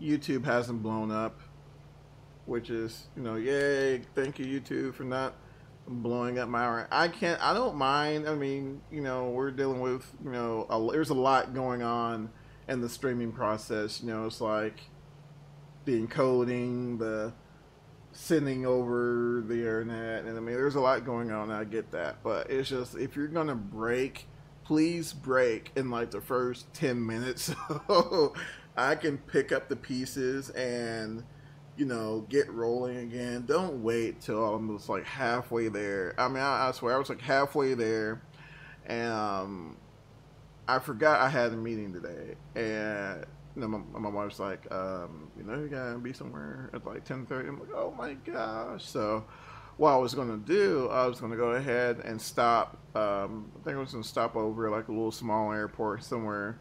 I forgot where it was, somewhere here in Alaska. And I was gonna stop over there and finish the flight when I got back. Well, just as I was turning and heading towards the airport and starting my descent, like my YouTube just like spazzes out. OBS just like, oh my gosh, I have no idea how to handle this, and just drops my stream. And I'm just like, oh my gosh, are you serious? And yeah, this morning was, yeah, quite interesting to say the least. But I mean, honestly, that's like the first time I've ever had a problem with YouTube. I mean, normally I stream on Twitch, and I don't know, I'm just kind of twitched out. But you know, sorry YouTube. I mean, we can still be friends. I'm still kind of mad at you right now, but I'll get over it. Oh man. Alrighty, let's see here. Everything looks good. We're not gonna, well, we haven't died yet of hypoxia. And oh, and another thing about this, the DC-6 has a pressurized cabin. Just FYI, in case you didn't know, it has a pressurized cabin. So this guy over here is your pressurization panel, and for the most part, it seems to be fairly autonomous, surprisingly enough, given the age. But if you forget to set this and you go above 10,000 feet, and actually, yeah, above 10,000 feet, and you notice something weird happening, I'm leaving it at that. If you notice something weird, it has nothing to do with your video card. It has nothing to do with P3D. It's the fact that you don't have your pressurization set up here in your pressurization, your altitude set in your pressurization panel. So just gonna leave it at that. So let's put that out there. But yeah, other than that, I mean, she's pretty solid. Trims out really good. Once you get, you know, past turbulence and stuff like that, she trims out pretty good. It's just getting used to the little quirks. Yeah, I mean, even the newer McDonnell Douglas aircraft, because you know, like the 717 is a McDonnell Douglas built aircraft. It's just, you know, kind of happened during that whole Boeing McDonnell Douglas thing. But I mean, even that has, it's just weird. It's just, you can't be in a Boeing or an Airbus and automatically transition to the 717 and think things are going to be just kosher. It has McDonnell Douglas aircraft. They have their own little nuances. They're not major, but some people say, like, if you've been in an Airbus and you transition over to McDonnell Douglas, so like the MD-11, MD-10, 717, it's not so bad. But I mean, there are even some differences between Airbus and McDonnell Douglas. So I mean, it's just, they're just their own beast. And then to jump into something like this, you know, that's over 70 years old and, you know, Douglas made, you know, it's going to be something, you know, what you think something may do or the location where you think something may be, it's not there. Like, I'm looking for, like, you know, engine instrument. I mean, not engine instruments, but I'm looking for, like, supercharger controls and stuff like that. Like, this is your carb heat down here, and then these are your mixture controls down there. And then, you know, they ran out of room and just said, you know, we're going to stick this little autopilot doohickey way the heck down here. Which, you know, I mean, I guess it's not a big deal, you know, in a real environment. But, you know, when you're trying to, like, you know, try to find it, yeah, it can be a little uncomfortable, but it's not too bad. So we're 59 miles out. And I believe we're clear of the terrain. Actually, yeah, we're clear of the terrain. So what I'm going to do, I'm going to go ahead and start my descent. And the only reason I say I'm going to start my descent is because, you know what? I take that back. I take that back because our winds have changed. So we're going to maintain this till about 50 nautical miles. At that point, we'll go ahead and grab, dial up the AWAS, the Anvik's AWAS station, and get some weather information, and start our approach and hopefully landing. So we're getting there. Those who have hung out for the entire duration, I appreciate it. I know Saturdays are kind of weird because everybody's out and about and doing their thing on a Saturday, you know, partying, drinking, twerking, whatever people do. And I know a lot of people, you know, miss out on the streams, and, you know, sometimes they run pretty light during the day. I try to catch my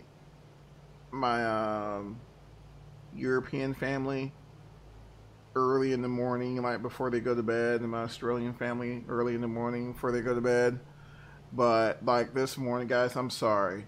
This morning, it just was not happening. I'm sorry. One day, I'm actually going on a business trip next week. So I'm going to try to get as much content put up as I possibly can. If you guys don't hear much from me after next week, I'm still alive. I'm not dead. I'm just out of town on business. And when I come back, you guys are just going to flood of content. So haven't forgot about y'all. Appreciate the support. I mean, for someone to just jump on here and watch somebody play Flight Sim, to me, that says a lot. And you know, I do have an open door policy. You know, I'm not going to ban you or anything if, you know, something you don't agree with. I mean, this is what we're talking.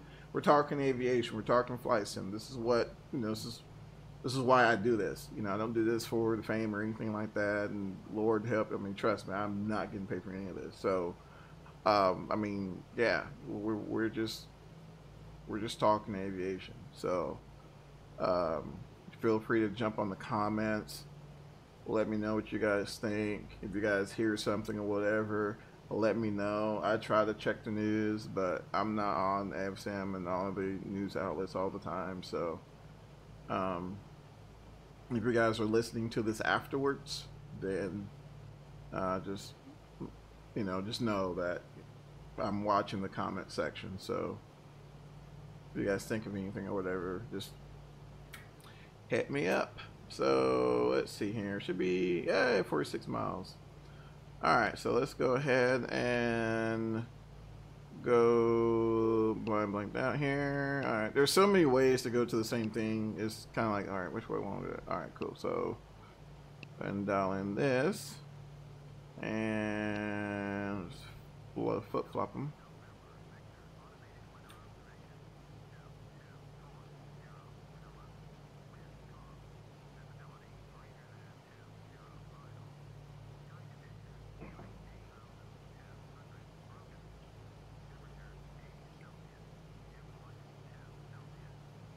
Okay.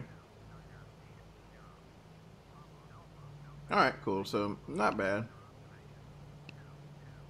Not bad. So, we're looking at ceiling at 8,200 winds of calm. Cool. Cool. Sounds good. Yeah, that was my main concern. I was hoping, like, we didn't get any low ceilings or something getting in there. I believe there's an RNAV approach as well into this airport, but we'll probably just go ahead and shoot a visual. It is gravel surface, 4,000 foot. long and 75 feet wide, so well within the limits for the DC-6. All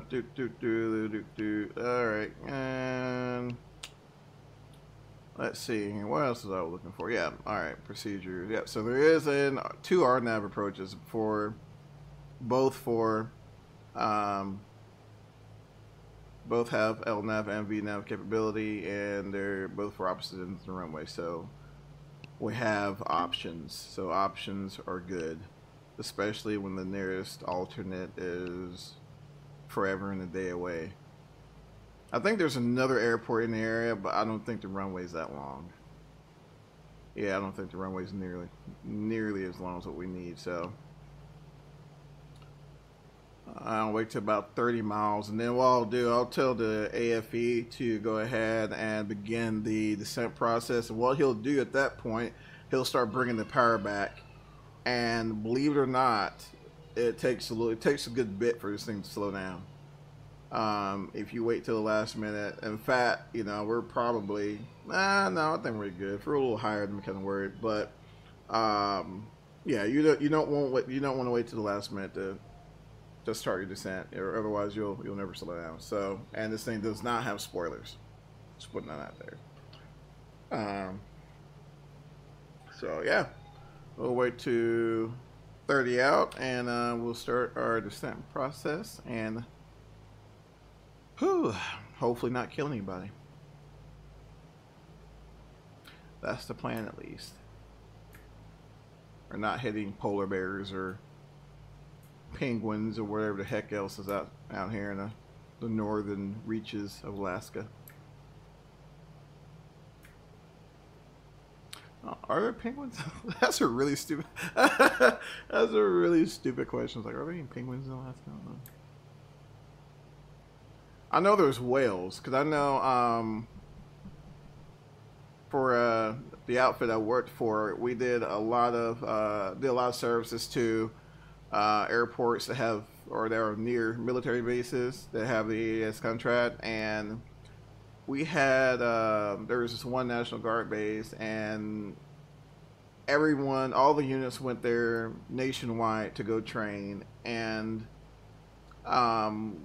there's one instance where they had the Alaskan National Guard come down to go train, and the particular trip I was working just happened to end up in Mississippi. And I don't know if any of you have been to Mississippi in the summer, but it is like Satan's butthole. It's like super hot. And so we land, and they open up the bin door, and I'm assuming whatever some of the soldiers were carrying, apparently they eat a lot of whale blubber. 26 inches, please. I will go ahead and start a descent right now. But apparently they eat a lot of whale blubber up there. And I guess in the warming temperatures, it melted, or some of it melted, and seeped through the boxes, and seeped all in the bottom of the cargo bin. And so, like, the entire rear cargo area smelled like freaking fish, and like just rotting whale meat. And yeah, it was just, you know, it was like bleh, bleh, and yeah, it was awful. But yeah, didn't know that. Didn't know that was a huge food staple. I guess I should have, but yeah. So yeah, that was quite interesting. Quite interesting indeed. So what we're doing here, we're gonna go ahead and bleed off some airspeed. So I'm gonna wait till she gets, I don't know, heck, about $190, but maybe $180. Wait till she slows down, then we'll go ahead and start descent. I'm gonna go ahead and leave auto engaged. I'm not gonna disengage him. What I will do though, we'll go ahead and disengage the altitude hold mode. And right now, basically, it's just holding pitch right now. That's all it's thinking, is to hold pitch. So, I'm going to go ahead and start walking her down. Alright, watching this vertical speed indicator. And see, I'm not sure if you guys can see that here. And this is kind of when I don't like the automatic flight engineer, because I really want to take control myself and just, you know, get the engines close to idle. But yeah, in fact, I think I'm gonna do that. So we'll go ahead and turn him off right now. And I'm gonna take the throttles here, and I have 2 SciTech throttle quadrants, and I kind of paired them together to kind of give me the ability to operate 4 engines individually, but at the same time it can be a little difficult. So alright, that's the gear warning horn, so we'll keep it about right there. And like I said, so we'll just pan up here and kind of look and see how we're going to attack this thing. With the winds being calm, we would normally want to follow just a standard traffic pattern that is, let's see, it should tell us here if it's a left or right pattern. No, doesn't tell us, don't see it. Yeah, I don't see it. Yeah, normally it will tell us it's like a left or right pattern, but it's all good. We're in the middle of freaking nowhere, so it doesn't matter. We'll probably end up taking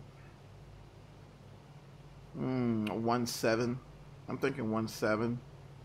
And so we'll probably break off and just try to slide in for a nice base to final.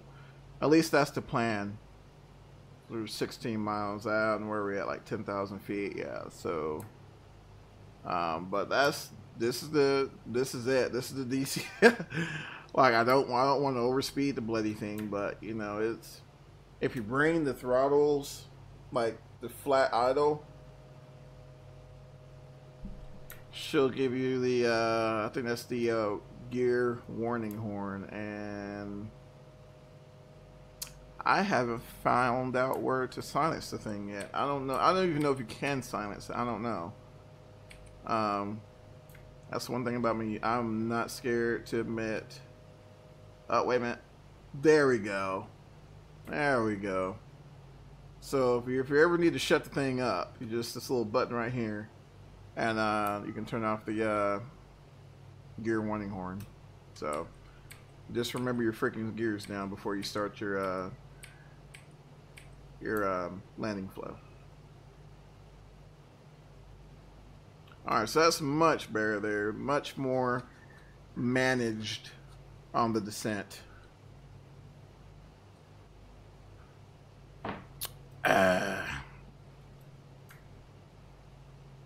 Alrighty.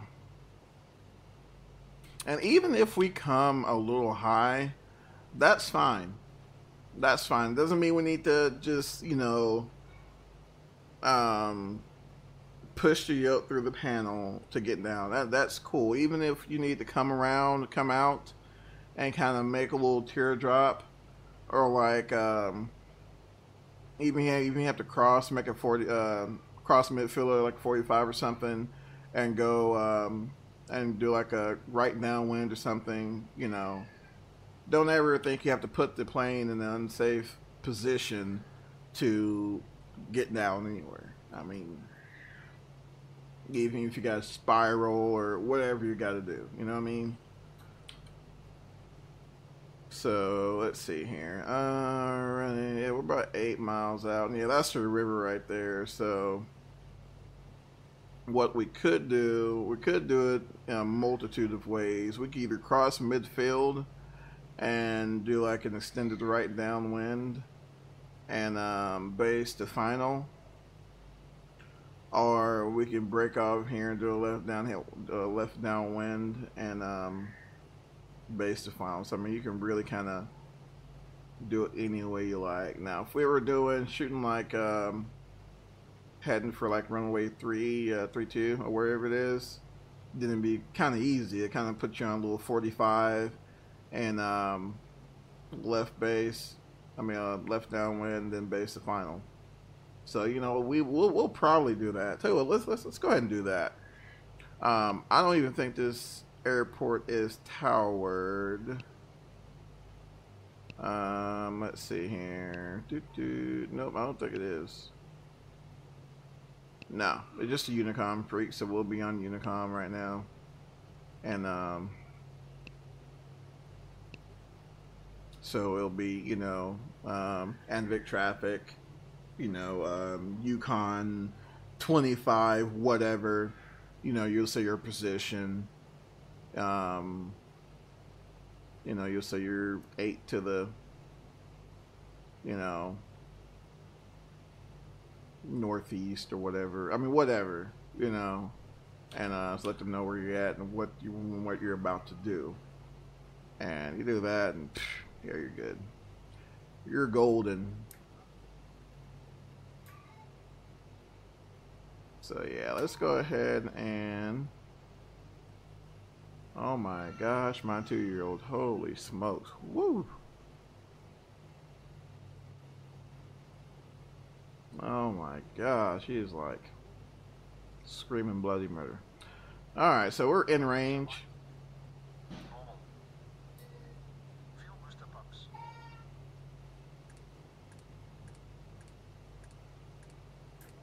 On low.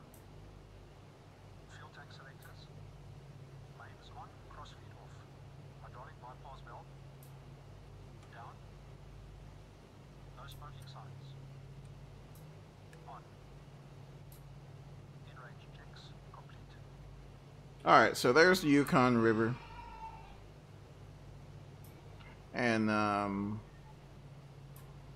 what we're going to do, I just want to give you guys a visual of what we're about to do. So as you can see, we're about to cross this guy dang near midfield, which we just crossed it. And I'm going to come out a little ways and start our base turn, and then we'll do, you know, downwind turn and downwind base final. So, but at this point, we're gonna go ahead and actually do some work. So we're gonna go ahead and disengage that. Oh, get myself all together and start this turn.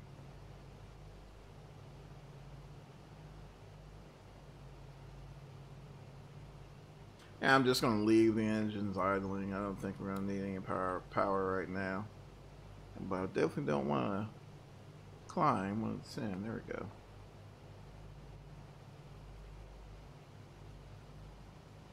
And even if I have to pick up a little bit of airspeed to get my descent, I mean, that's cool.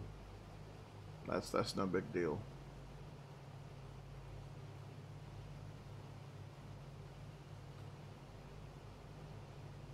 Alright, so we're going to make this left turn here.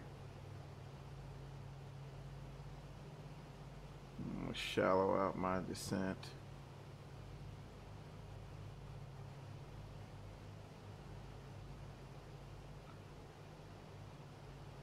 Let's see, make sure we're kind of somewhat close to being parallel. And right now, we're going to go ahead and bleed off some airspeed.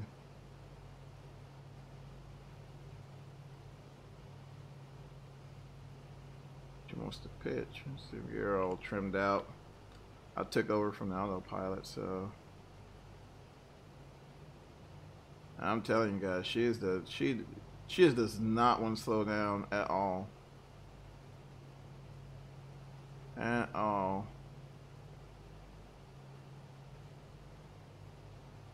And it's weird. It's weird little nuances about airplanes like this that gives them so much character. Now takeoff. Now she's a bear getting up there, but once you get her cleaned up and get her going, she does not want to slow down. That's one thing I noticed about this airplane.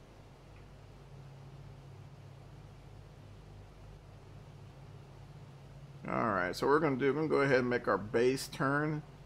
And the reason why I'm going to make a base trim, because this also, by turning, we're also, if we can stay level, we're also burning some excess energy off. So it's allowing us to slow down. So you can look at our speed in the airspeed indicator there. We're definitely bleeding off some airspeed. So you want to keep as much trim as you need, and a little back elevator there to kind of keep that vertical speed up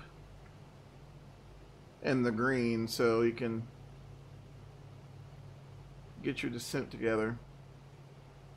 And I think that's the airport there, so what we're going to do, yeah, let's go ahead for landing. Alright, cool. I was hoping he was going to wait. Alright, let's see. I need to slow down. But yeah, definitely. Alright, cool. Definitely want to make sure you plan out your descents with this guy. Not gonna lie.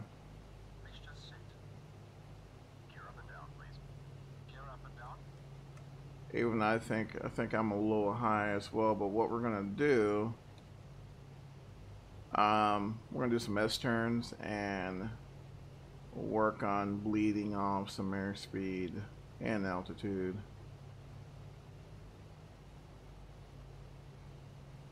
Gear down and locked, 3 rings, props, 2400 RPM.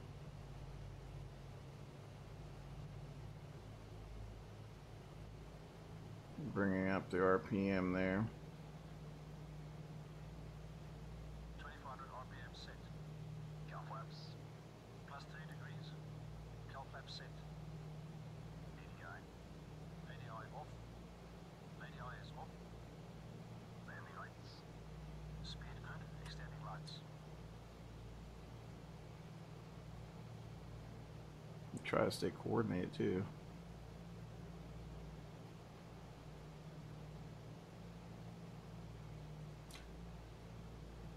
Wetting maximum airspeed. Yep, I know we're past it. I know.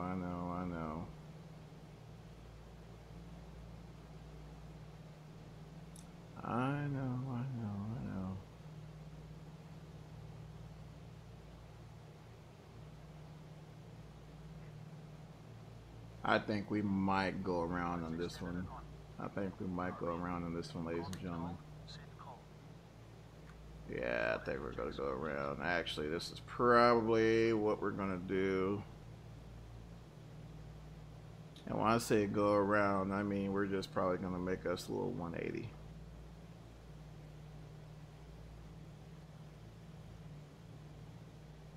Okay, cool. I got the throttles at least.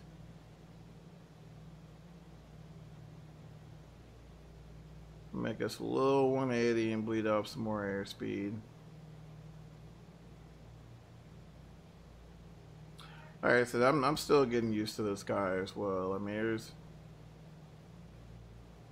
piston, radial driven engines and radial driven aircraft. They just have their own characteristics. I mean, they're can be very temperamental. Super reliable.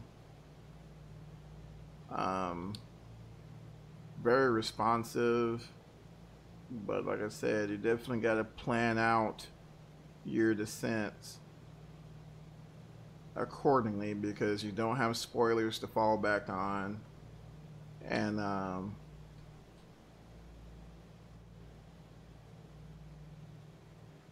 you also, another thing to kind of keep in mind as well, especially when you're doing when you're descending from a really high altitude like 20,000 feet in this thing, you want to make sure that you keep the minimum RPM up to keep your pressurization going. If not, especially if you're carrying passengers, you're going to have a lot of passed out passengers.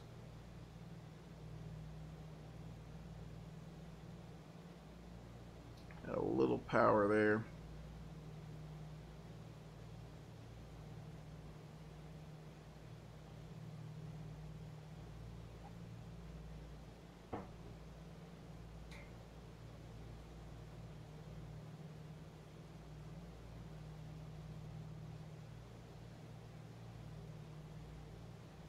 Let's see, where am I at? All right, there we go. There we go.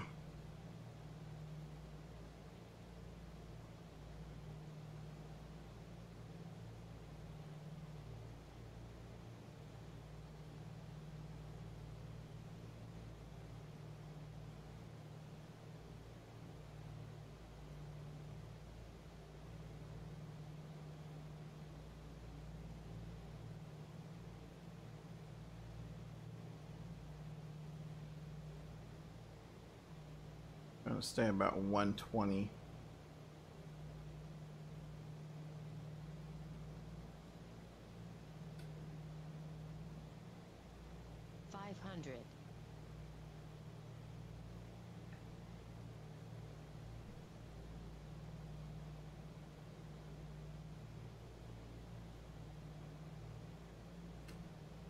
Try to get that 2 green. There we go. Power there. Gotta get that first few feet of runway.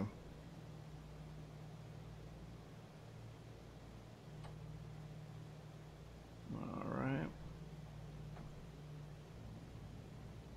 Alright, get that nose down there on the brakes.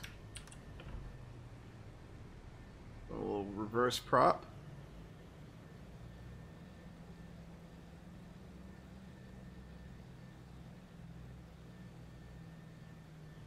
There we go. Alright, let's see here. I guess we'll go to the runway in and get turned around.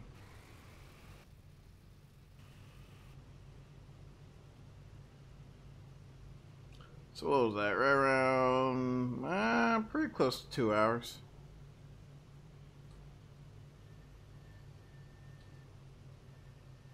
Once we get turned around, I'll go ahead and do it after landing. Sorry guys, probably gonna knock down your cones.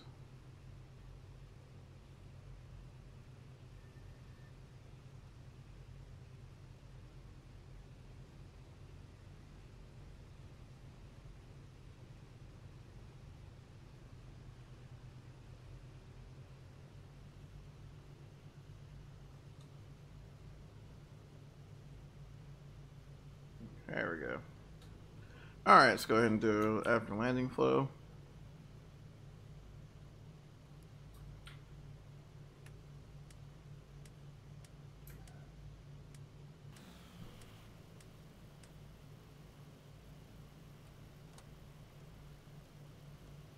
After landing checks complete. Hey there, how's it going?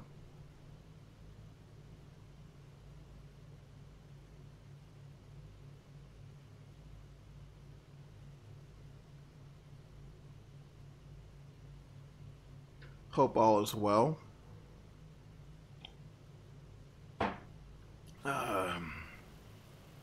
And zoom out here.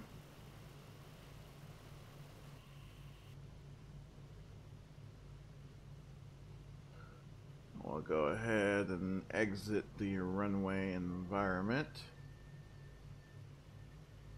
And of course, ladies and gentlemen, we didn't communicate on the Unicom frequency or anything like that, but you definitely want to announce your intentions before going off and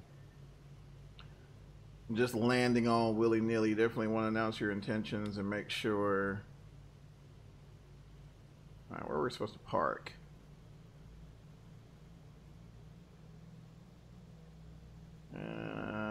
Too high, PM too high. Interesting. Alright, so are we supposed to park here? I guess not. Oh well. Alright, let's go ahead and get all 4 going then.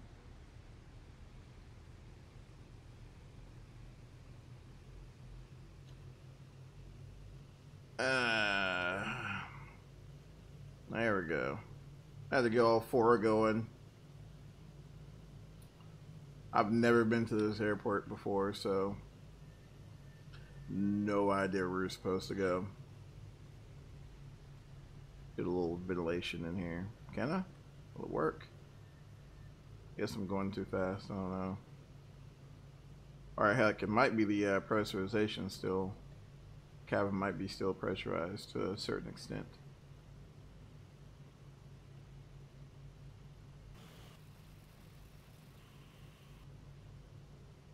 Alrighty, I think this is probably a little more like it there, so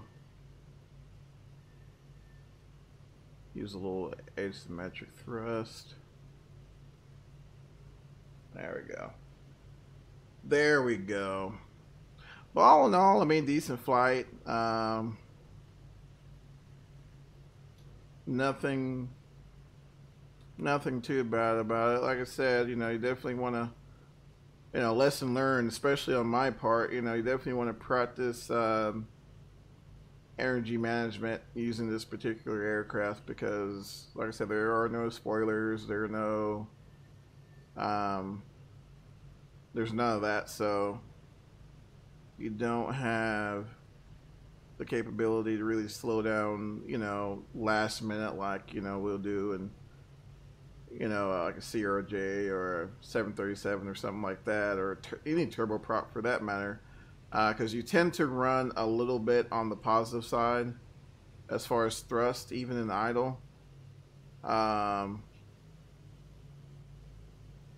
You'll always carry a little bit of positive thrust there, so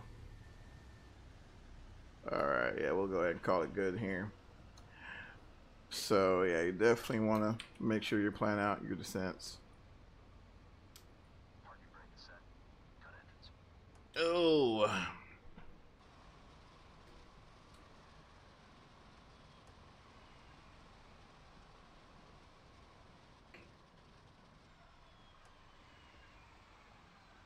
Go ahead and shut it down.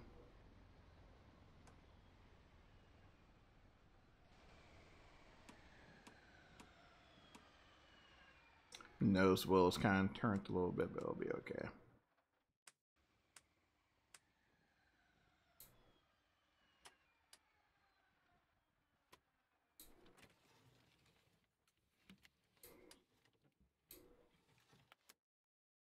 It's like the flying engineers getting the airplane shut down and put to bed, going through the radios right now.